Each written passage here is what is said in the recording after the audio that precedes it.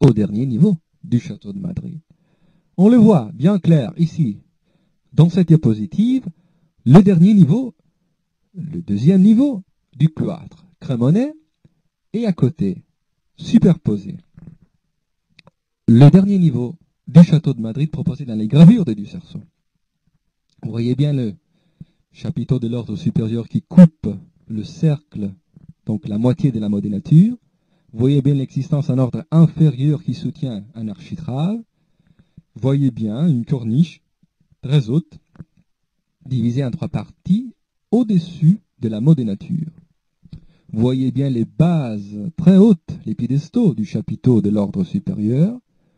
Enfin, il y a vraiment tellement de caractéristiques similaires qu'on pense que Girolamo Vida, par moyen de Melone, Sacca, Dattaro ou d'autres, ont vraiment suggéré des idées à l'auteur du château de Madrid. Et cette représentation-là de Ducerceau est la représentation réelle, puisque Jean Marot, comme on vient de le voir, ne faisait que copier des projets, non pas l'état réalisé des bâtiments.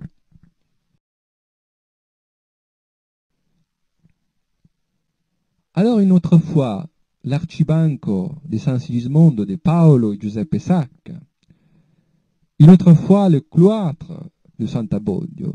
Eh bien, Paolo Giuseppe Evangelista Sacca, ces ébénistes qui travaillent en France, portent une attention très importante au système du cloître de Santa Bodio.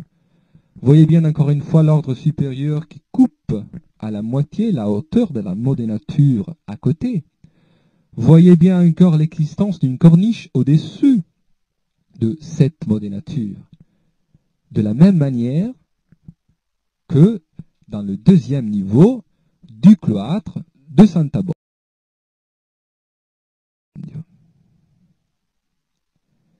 Or, cette image, c'est une image féerique, une image absolument intéressante pour l'Italie de la fin du XVIe siècle, puisque il est vraiment bizarre qu'un artiste italien, à la fin de la Renaissance, aille envie de copier des artistes français comme Jacques Androuet du Cerceau, comme Sebastiano Serlio. Pour la première fois dans l'histoire, on pense pouvoir affirmer d'avoir découvert que des Italiens ne faisaient pas référence à la Renaissance, vraiment Renaissance, si j'ose dire, aux architectures de Rome, de Florence, du XVIe siècle, mais, d'une manière bizarre, à la Renaissance française, à un artiste italien qui travaille en France comme Sebastiano Serlio.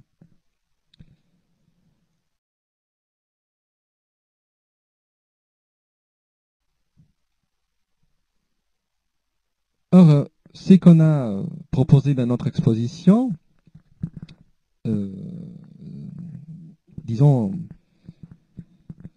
sont de modèles réalisés en bois en échelle 1/50. Vous voyez bien dans l'image de la diapositive les 5 modèles qu'on a fait construire par le Centro Studi Andrea Palladio de Vicenza, qui ont été payés par les sponsors, disons, les partenaires de l'exposition.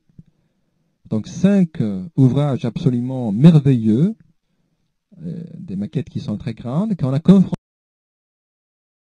avec les planches, vous voyez, par exemple dans ce cas, du traité de Sebastiano Serlio, et aussi les planches et les dessins de Ducerceau.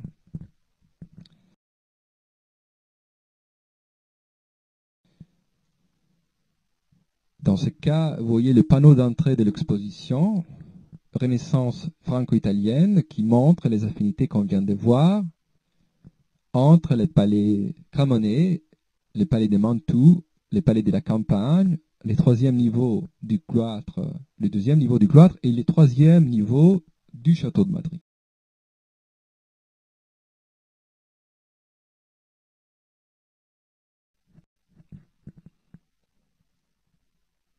Or, il est temps maintenant, comme vous voyez dans la diapositive, de vous expliquer celle qui a été ma démarche suivie pour cette recherche.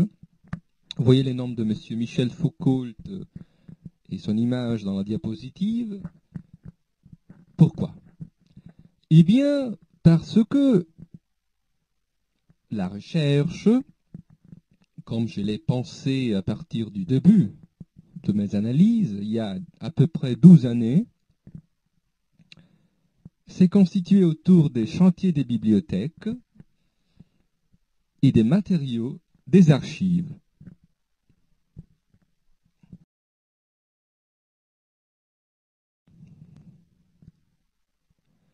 Alors, tout d'abord, les chantiers des bibliothèques. Le manque de bibliographies pour ces artistes mineurs de la ville de Crémone du XVIe siècle a provoqué une série de conséquences très importantes. Chaque source historique, qui était un recueil des vies sur les artistes des siècles passés, je fais par exemple référence à Giovan Battista Biffi, Le memorie per servire alla storia degli artisti cremonesi, qui ont été écrites au XVIIIe siècle, expliquait la vie d'un personnage avec 3 phases au total. C'est-à-dire, étant donné qu'il s'agissait d'un recueil, chaque personnage était considéré seulement avec 2-3 informations. On a donc cherché d'évoquer plusieurs fois ces phrases à côté des différents contextes pour augmenter la complexité et les informations.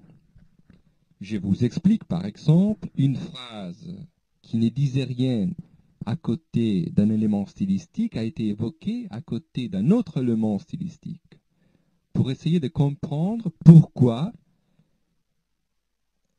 il y avait certaines fréquentations par exemple. Or, cela donne des répétitions, mais c'est inévitable. Cela est voulu. On m'a plusieurs fois critiqué, reproché cette méthode, mais je pense qu'elle était la seule possible. Et puis, les matériaux des archives. Les chantiers crémonais, il ne faut pas l'oublier, naissent dans la longue durée. Leur base commune est la référence, comme on a vu, à Serlio et du Cerceau, vers la moitié du siècle. Mais la réalisation des bâtiments continue jusqu'à la fin du siècle. Cela veut dire que dans les actes des archives, on remarque la présence des collaborations en longue durée et que parfois, une suggestion extérieure pour une idée artistique déterminée n'est pas écrite sur ces actes dans les papiers du passé. C'est-à-dire qu'on la peut saisir à partir des phrases de la bibliographie qu'on vient d'évoquer, ou bien partir d'une société de construction qu'on a fondée grâce à des actes des archives à la moitié du siècle, et qu'on retrouve à la fin du siècle, puisque les personnages crémonais entre eux ont des rapports de collaboration de longue durée. Alors c'est très difficile de savoir qui a fait quoi exactement.